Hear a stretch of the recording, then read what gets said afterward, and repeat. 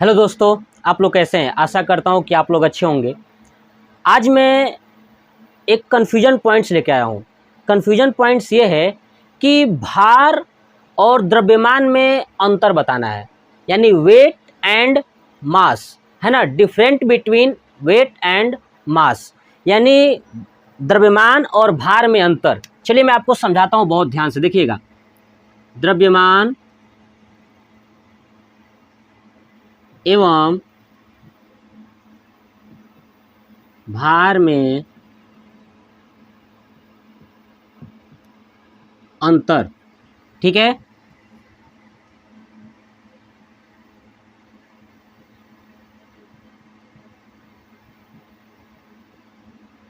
Different between mass and weight, है ना। द्रव्यमान और भार में अंतर। देखिए एक समझाता हूं, देखिए द्रव्यमान क्या होता है।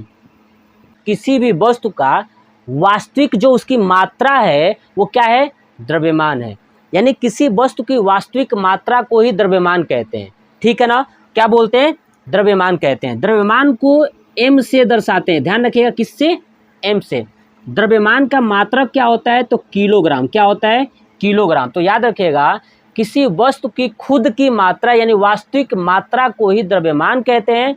द्रव्यमान को एम से दर्शाते हैं। द्रव्यमान का मात्रक किलोग्राम होता है। और क्या याद रखिएगा, द्रव्यमान जो है कि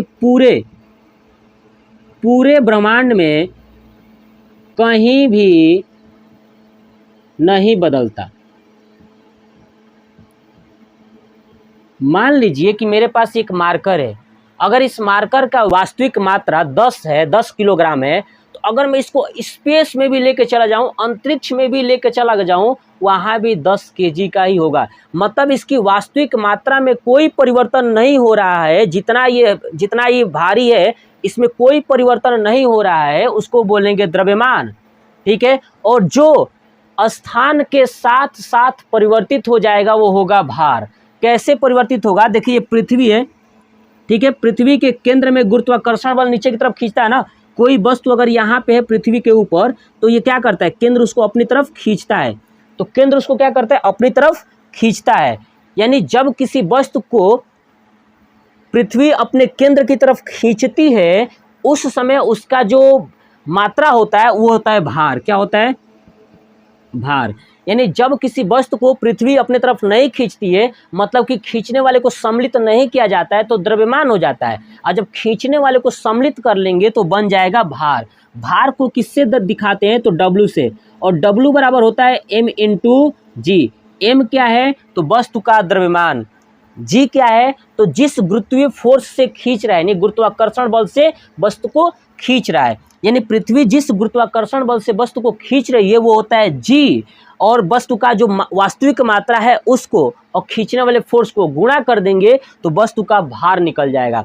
अब वस्तु का भार सोचिए, अगर कोई छोटा सा वस्तु है तो गुरुत्वाकर्षण बल छोटा होगा, बड़ा वस्तु है तो गुरुत्वाकर्षण बल बड़ा होगा। यानी जो इंसान मोटा होगा वो दूसरे को जल्दी खींच सकता है, तेज खींच सकता है, और जो पतला होगा बेचारा नहीं खींच पाएगा। बस यही है। तो गुरुत्वाकर्षण बल किस पर डिपेंड करता है, उस जो वस्तु जिस पर खींच रही है उसके गुरुत्वाकर्षण बल पे, है ना।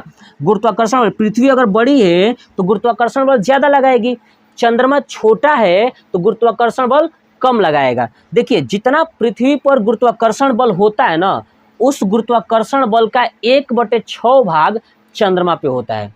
यानी गुरुत्वाकर्षण बल जितना पृथ्वी पर होता है, मान लीजिए कि देखिए मार्कर मैंने ऐसे छोड़ा, देखिए जितना तेज ये नीचे गया है ना, तो इसका अगर मान लीजिए कि देखिए ये 6 किलोमीटर पर घंटे की स्पीड से गया, ठीक है। 6 किलोमीटर पर घंटे की स्पीड, सपोज करिए 6 किलोमीटर पर घंटे की स्पीड से गया। अगर यही चीज़ मैं चंद्रमा पे जाकर छोड़ूंगा तो 6 नहीं 1 हो जाएगा। जितना पृथ्वी तेज खींच रही थी ना, उसका 1/6 के हिसाब से कौन खींचेगा, चंद्रमा खींचेगा। अरे समझ में ना। ऐसे ही अगर कोई वस्तु अंतरिक्ष में लेके चला जाए, तो बताइए अंतरिक्ष में इसका द्रव्यमान क्या होगा, इसकी वास्तविक मात्रा तो वही रहेगी।